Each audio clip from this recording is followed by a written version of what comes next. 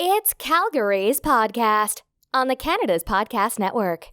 Today's guest is Dr. Laura Hambley, who is a workplace psychologist, speaker, and author in Calgary. Thanks for joining us today, Laura. My pleasure, Mario. Thanks for having me. Okay, so I didn't introduce, when I made the introduction, I didn't introduce what your businesses were, because you have a few. So maybe you can just start from there. Tell me your business involvement as an entrepreneur and have on the go. Yeah, sure. Absolutely, Mario. So I've been an entrepreneur for 11 years now, and I'm called a serial entrepreneur because I have more than one venture, and I've created several different brands and businesses over the years, which is kind of unusual in psychology. I'm a workplace psychologist, doctorate in organizational psychology, master's in counseling psychology, and I've created these different brands based on a passion to help workplaces be better and help people thrive in their careers and their lives. And the businesses and the practices have kind of grown organically over time, with Calgary Career Counseling here in Calgary, Synthesis Psychology, which is an offshoot and specializes in personal counseling versus career counseling. And then I also have Work Evolution that specializes in remote workplace success. And that's more of a global practice now because remote workplaces and distributed work has been happening everywhere. And then my other business is called Canada Career Counseling, and it's based in Toronto. And it spun out of Calgary Career Counseling 4 years ago. So yeah, I have a lot going on, but the common thread is helping people, helping organizations, and using the evidence base of psychology to do so. So how come you open up so many businesses? How come? Yeah. Well, Usually one business is tough enough for someone to handle, but having four there, I think you mentioned is that's quite a lot. Well, I mean, there's brands and there's businesses, right? So I think sometimes when you have a business, you need to have separate brands to attract what you're attracting, right? So the career counseling brand started out 11 years ago, and it's hard to start morphing that into other things besides career counseling, right? So Okay. I think it depends on how you name your businesses and your brands. And I mean, one thing led to another, and I have different partners. I have a partner in Ontario for Canada Career Counseling, and then I have a partner for Work Evolution, who's a different partner. So it's kind of the partnerships I've gotten involved with don't make sense to be all one business. Okay, so obviously, one of the things I learned as a writer is, that there's two parts of what you're doing, right? Number one is the actual job of writing, right? But then second part is also being the job of being a business entrepreneur, right? Et cetera. How do you balance those two? Does one suffer because you're focusing on the other aspect, or how do you work that out? So what you're asking me is how much time I spend in my business versus on my businesses? Yeah, basically, yeah. I mean, it's a juggling act for sure, but I would say one thing that I've been pretty good at over the years is growing a team, right? So I have a really strong team here in Calgary. We have a strong one in Toronto, and it's relying on the team to execute and help with and work with our clients, etc., where I'm not the one having to do all of that. But I certainly do keep a foot in the practice, and during difficult times especially, I'm pulled into more of the delivery, and it just makes it really a tough balancing act. Yeah, I won't lie. I And can I imagine. won't lie that I have too many brands going on. It can be confusing. So oftentimes I won't even introduce myself with all of those brands. I'm going to read my audience and talk about which hat makes sense for that audience. So when you started into this world of entrepreneurship, what were the biggest challenges you faced setting things up? Oh, wow. So I think it's whatever field you're in, right? So you're right, you're an expert or you have a knowledge or a know-how in a certain field of expertise. And then you go into entrepreneurship, which is essentially running a business and the mechanics of a business. So it depends on what your strengths are. for me, I would say the whole financial end, the accounting end, Mhm. that's something that I don't love, doesn't come naturally. I have to put extra effort into that. So over the years, having an accountant, a bookkeeper, getting the right expertise to help me with that whole end of the business, that's been one of the most challenging parts. And then with what's happened in our economy here in Alberta over the last 5 years, I've never learned so much as I have in the last 5 years about what Yeah. goes into a business and surviving. And now with COVID, it's like 100 times worse. We thought we had it bad before. Now it's even worse. And then oil's tanked. And yeah, it's just, I think navigating those hurdles and challenges has been the biggest struggle for me. Do you recall any a piece of advice you may have received from somebody that's the best piece of advice for being an entrepreneur?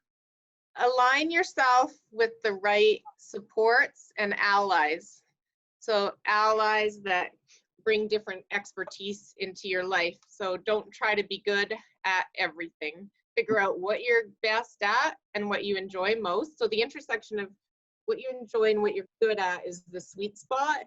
And then fill in the gaps with like a really good financial advisor or accountant or lawyer or admin assistant. I think admin assistants are often underused by entrepreneurs. Yeah. They say, well, why would I spend money on admin support, right? I could just do that all. And then all of a sudden, 25% of their time is spent on details that someone else could take care of. And that 25% could be spent on delivery and growing the business value and all these other things, right? Yeah. So to me, it's like, it's a no-brainer that I have an admin support. It's just a no-brainer. That's what's made me be able to do all I do, is to have a strong admin team. Okay. What's your vision as you look forward into the future? What's your vision for your business or businesses? To be open again, to see clients face to face. I have this beautiful sunny spot in Kensington, and it's empty, right? So occasionally I'll come in about once a week to do some calls and such from here and to cash checks and whatnot. But really, everyone's physically distancing.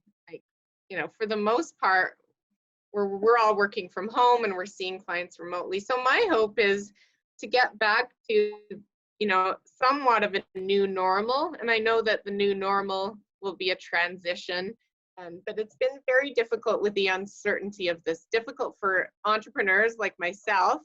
I'm trying to sustain the business, right? Trying to keep people employed because, and then not knowing when the restrictions will lift. And people just frankly aren't spending money right now on a lot of things. And we're finding more and more people need what we're offering, but it's that disconnect that's, oh my goodness, I shouldn't really spend money on that right now, even though mental wellness and Yeah. career focus and all these things are important. But yeah, people are all really spooked right now, a lot of them. Yeah. So let's talk about, okay, are you still conducting your business like through things like this with Zoom and talking to clients? Tell me a little bit of how that's shaping up right now. Yeah, Mario, sure. So I'd say we're doing a lot of Zoom and we're doing a lot of Microsoft Teams. Those tend to be our two platforms. Yeah. We're seeing about half the number of clients remotely to what we saw face to face. And funny enough, Calgary's dropped more than Toronto. And I think it's because Toronto had a more vibrant economy to begin with. Yeah. And it's just a bigger population base. And I think because it's such a sprawling city, they're used to doing things more remotely, right? To save an hour and a half commute. Whereas in Calgary, I think we've had a very face-to-face type culture here. Mhm. So some people say, yeah, no problem. I'll see my psychologist on a Zoom, and other people just don't want anything to do with it. Yeah. They're just waiting it out. So we've kind of pivoted. We're doing a lot more webinars now, and webinars for organizations around mental health, anxiety, coping, wellness, all these sorts of things. So that's one avenue that's picked up for us, actually. Uh-huh. Now, mental health has always been an issue for companies and organizations, et cetera. obviously, is it become even more of a bigger issue right now for companies because of what we're going through? Huge issue, huge issue. And I think the costs of mental health are going to skyrocket as a result of the COVID crisis. So everyone is talking about the physical health risks. I'm actually even more worried about the mental health risks, Mm. to be honest with you. And it's a huge concern because there's a huge hidden cost with that is stifling. Okay. Right, domestic violence is up. All these, rates of depression, anxiety. I'm worried about suicides. I'm worried about people who are already on the brink of being unstable, having breakdowns and going, I hate to use the word, but going crazy, right? Yeah. I'm just really worried about more of that. It's already happening, but more of that happening. We Do you gotta help people and support them right now, which we're trying to do. Do you think that will just escalate, dependent on the time that this takes to be over with? Correct, which is why I'm actually a fan of how can we start a transition plan, right? Versus let's wait it out another 4 months. I know why that's happening, but I feel like people need to see a light at the end of the tunnel, or even if we can see success in other places that are doing it, right? Places in the States and Europe, and who's doing it, and if Quebec is a bit ahead of us on that, if we can see some success stories, that'd be amazing. We need that right now. We need a lift, don't we, Mario? Oh, do we ever? Yeah. So I'm going to ask you, this may be a difficult question to answer. I don't know, but if you were talking to someone like me who's say, having some issues, mental health issues, about what's your best piece of advice for individuals of coping with what we're dealing with right now? Well, I think to pay attention to the signs, right? Pay attention to if things are getting worse for you. And the telltale signs are, how are you sleeping, right? Uh-huh. What's your mood? Has your mood significantly changed, right? Like, so those things tend to crop up, and over time they have a habit of getting worse. So it's getting the supports, getting the help, even though you're physically isolated, making sure you're not socially isolated, and knowing that there's actually a lot of supports available to you. And there's absolutely no shame in talking to a therapist, a counselor, a psychologist, whatever it is. It's better to start those conversations rather than just try to deal with it in your own mind and Yeah. let it fester, right? Yeah. What about from a corporate level, business level? What advice would you give to business owners, whether they're an oil patch company downtown or a small retailer that has 10 staff? Should they have programs in place, then offerings for staff and that type of stuff? Absolutely. So first and foremost, the leaders need to be checking in with people. They need to have regular touch points and say, hey, Mario, how are you doing? So you're working at home now, Mario, and I'm your supervisor. How are you doing? How have things been going? Right? And just taking the time to just gauge that and have that conversation rather than just launching into business. Okay, Mario, what have you done? What have you written about? Yeah. How is Mario the human being? And that's what I think a lot of leaders are starting to do more of that now, but we're really pushing that message. Check in regularly, keep a pulse on how people are doing, bring in webinars, bring in training, bring in resources. Some companies have EFAPs, others don't, but there's resources that they can bring in, even if it's just sharing links. That's better than not, and opening up dialogue, saying, we know that it's a stressful time. We know you guys are worried. Everything's uncertain now, but we want to share some resources, and we're thinking about you guys right now, and we care about your well-being. Yeah, exactly. I'm going to switch gears a little bit here, Laura, and ask you a couple of personal type questions. But here's a question that I'm sure you deal with a lot from your clients, right? And is about work-life balance. So how do you, as a business owner, find that work-life balance? First of all, I don't like the term work-life balance. I've been trying to debunk it for a few years now. thing is, work-life balance has been used a long time, and there's a lot of research using that term. So I like the term work-life wellness because it implies being well in your work and being well in your life, however that looks for you. So I would say that we've been talking about that concept a lot. We just finished a research project on entrepreneurs and work-life wellness, comparing if they work at home office or a co-working center. This was before COVID even. Like, we've been doing a lot of research into working from home, right? And then co-working centers are very popular. So how does it impact work-life wellness? So those types of topics are near and dear to me. So me personally, it's always a work in progress, but it's a matter of focusing on what your values are, what's important to you, and regularly checking in on if you're filling up those buckets, right? If you're taking the time to nurture what's important to you, whether it's your physical health, right? Whether it's your spirituality, whether it's your family relationships, etc. And everyone's different, but what are the 5 things that are most important, and are you making time for them on a weekly basis? Okay, that's important. And there are weeks that I fail at it. And then if you fail at it, next week's a new week. So I do Sundays. I kind of review the week, how it was, and how the next week I want to be. Because I'm a mother of 3, right? And it's a balancing act, I'll tell you that. And just making sure that I don't mess that up. You know, that's one of my values. Okay. What do you have in terms of what are some of your interests that are beyond work and family, I guess? Oh dear. So I'm a novelist. I wrote 2 psychological thrillers, and I have a Hollywood film producer who's shopping them for a movie deal. Obviously, COVID's put all of that on hold. Hollywood isn't producing right now.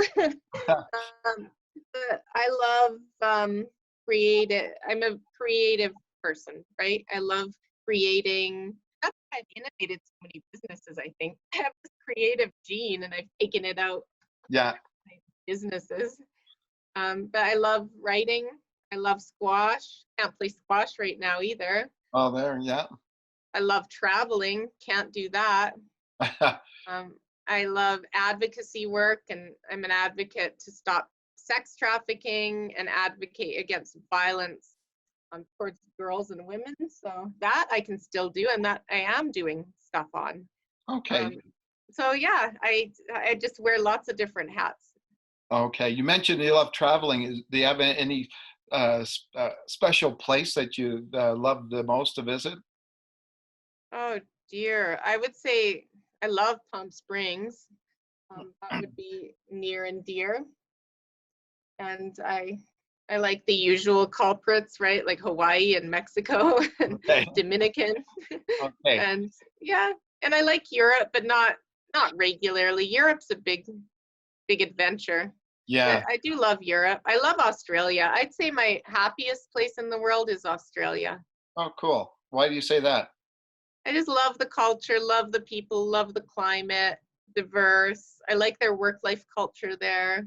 I like how they focus on work-life wellness a little bit better than we do in North America.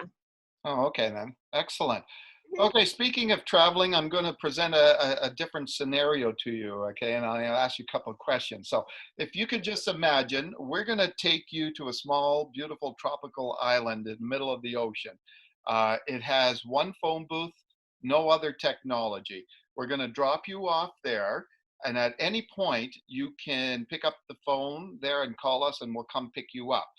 So 2 questions. One, how long do you think it will take you to make that phone call? And what do you think you'd be doing while you were there on that island? If I didn't have any technology, or even no I'm alone? Yep. Oh dear, I'm a strong extrovert. I'm a high extrovert, so that's tricky. So that's ain't gonna work for you then. No, I mean, I like being creative in my own mind. I mean, I could sit and write a book for hours, right? But if I don't have the method to write a book or the means, I think I'd go crazy. I think I probably wouldn't last very long unless I was with someone. I'm just such a social person. Yeah, no, I hear you. Okay, then. Anything you'd like to add, Laura, before you leave us today? I would just like to add that I think entrepreneurs are a special group of people. They're hardworking. They're usually passionate about what they do, otherwise they wouldn't do it. Yeah. And I think that this whole COVID crisis, we need to have a growth mindset in terms of what am I learning through it and how do I want to grow through it. And there's actually a lot of free webinars. There's free training. I've never seen so many free resources, Mario, as I have these last few weeks. So now is the time to learn, to continue to grow, to really observe what you want to be doing in the world. It's kind of a reawakening for entrepreneurs, I feel. So take the time to think about that rather than focusing on the immediate, how you're going to get through today and tomorrow. Yeah, exactly. Okay, great then. Well, thanks for joining us today, Laura. My pleasure. Thank you.